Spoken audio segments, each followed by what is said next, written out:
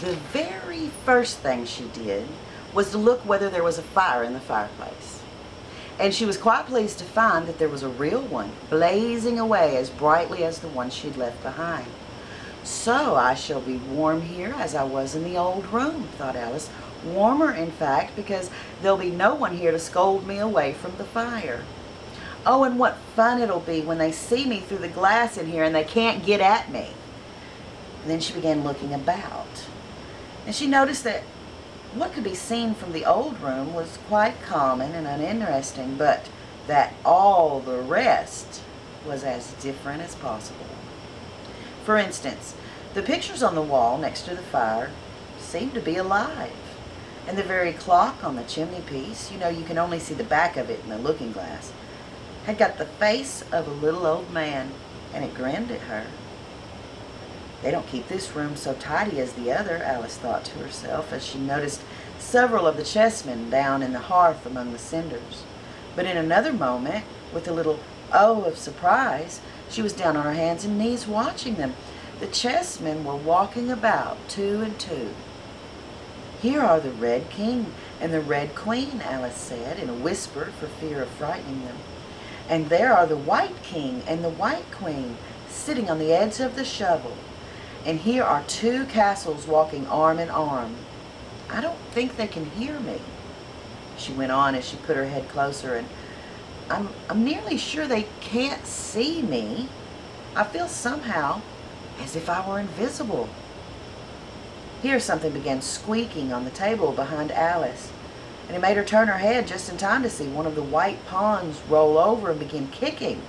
She watched it with great curiosity to see what would happen next. It is the voice of my child, the White Queen cried out as she rushed past the king, so violently that she knocked him over among the cinders. My precious Lily, my imperial kitten, and she began scrambling wildly up the side of the fender. Imperial fiddlestick, said the king, rubbing his nose, which had been hurt by the fall. He had a right to be a little annoyed with the queen, for he was covered with ashes from head to foot. Alice was so very anxious to be of use, and, as the poor little Lily was nearly screaming herself into a fit, she hastily picked up the queen and set her on the table by the side of her noisy little daughter. The queen gasped and sat down. The rapid journey through the air had quite taken her breath away, and for a minute or two she could do nothing but hug the little Lily in silence. As soon as she had recovered her breath a little, she called out to the White King, who was sitting sulkily among the ashes. Mind the volcano! What volcano? Said the king, looking up anxiously into the fire, as if he thought that was the most likely place to find one. It blew me up here, panted the queen, who was still a little out of breath. Mind you come up the regular way. Don't get blown up. Alice watched the White King as he slowly struggled up from bar to bar, till at last she said, Why, you'll be hours and hours getting to the table like that. I'd far better help you, hadn't I? But the king took no notice of the question. It was quite clear that she could neither be heard or seen. So Alice picked him up very gently and lifted him across more slowly than she had lifted the queen, that she might not take his breath away. But before she put him on the table, she thought she might as well dust him a little, that he was so covered with ashes. She said afterwards that she had never seen in all of her life such a face as the king made. When he found himself being held in the air by an invisible hand and being dusted, for he was far too much astonished to cry out. But his eyes and his mouth went on getting larger and larger and rounder, till her hand shook so with laughing that she nearly let him drop upon the floor. Oh, please don't make such faces, my dear, she cried out, quite forgetting that the king couldn't hear her. You make me laugh so that I can hardly hold on to you. And don't open your mouth so wide. All the ashes will get into it. There, now, I think you're tidy enough. she added as she smoothed his hair and set him upon the table near the Queen. The King immediately fell flat on his back and lay perfectly still, and Alice was a little alarmed at what she had done, and she went round the room to see if she could find any water to throw over him.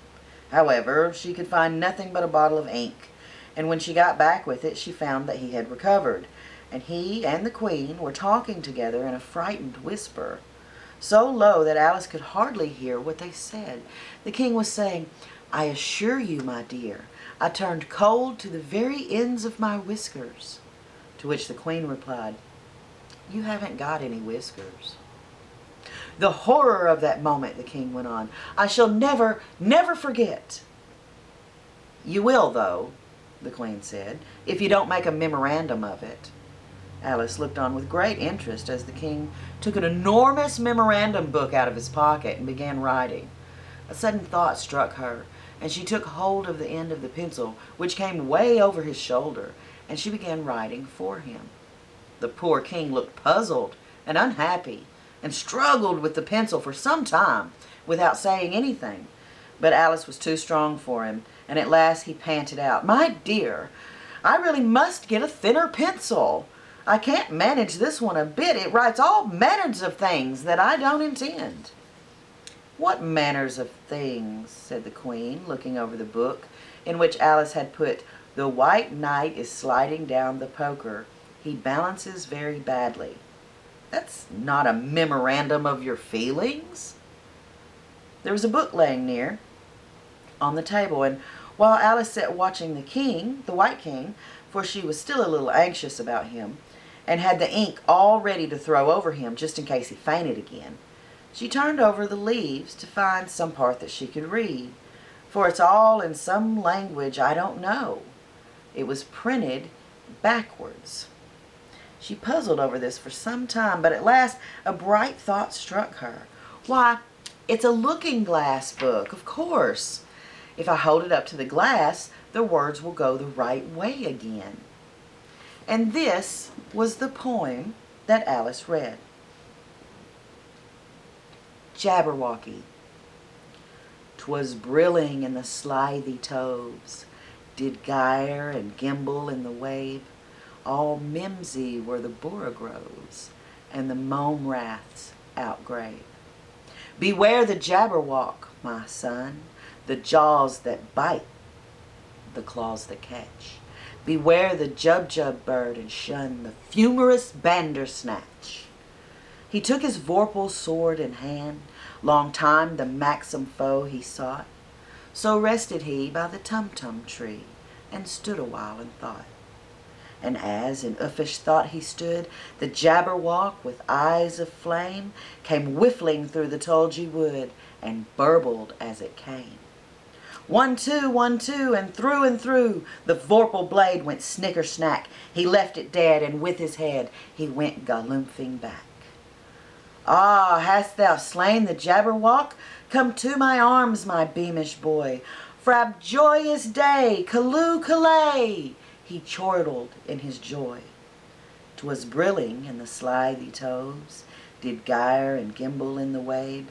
All mimsy were the borogoves, and the mome raths outgrabe.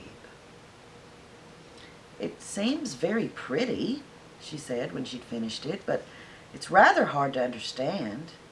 You see, she didn't like to confess, even to herself, that she couldn't make it out at all. "Somehow, it seems to fill my head with ideas, only I don't exactly know what they are. However, somebody killed something, that's clear at any rate." "But oh," thought Alice, suddenly jumping up, "if I don't make haste, I shall have to go back through the looking-glass before I've seen what the rest of the house is like. Let's have a look at the garden first." She was out of the room in a moment and ran down the stairs. Or, at least, it wasn't exactly running, but a new invention of hers for getting downstairs quickly and easily, as Alice said to herself. She just kept the tips of her fingers on the handrail and floated gently down without even touching the stairs with her feet. Then she floated through the hall and would have gone straight out the door the same way if she hadn't caught hold of the doorpost. She was getting a little giddy with so much floating in the air, and was rather glad to find herself walking again in the natural way.